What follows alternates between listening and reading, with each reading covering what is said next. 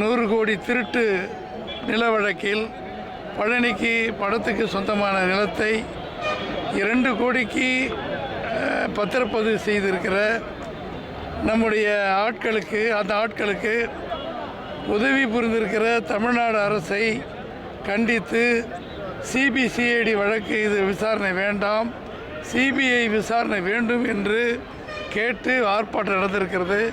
மக்கள் வெற்றிகரமாக முடித்திருக்கிறார்கள். இதுதான் இந்த கூட்டத்தின் நிலை. அதான் அடுத்த நிலை தமிழ்நாடு முழுவதும் தீப்பிடிக்கும், எல்லா பக்கமும் இந்த போராட்டம் நடக்கும். அதை மாண்புமிகு எடப்பாடி அவர்கள் அறிவிப்பார்கள். நிறைய தொடர்பு இல்லாமல் இது நடக்குமா? இப்போ இந்த அரசாங்கம் வந்த பிறகு தான் அது நடந்திருக்கு. அதில் எத்தனை தொடர்பு இருக்குன்னு சிபிஐ வந்தால் தான் வரும். எத்தனை குள்ளநரி அதில் இருக்காங்க, யார் யார் அதை செஞ்சுருக்காங்க, தவறு நடத்திருக்காங்கன்னு செய்வாங்க.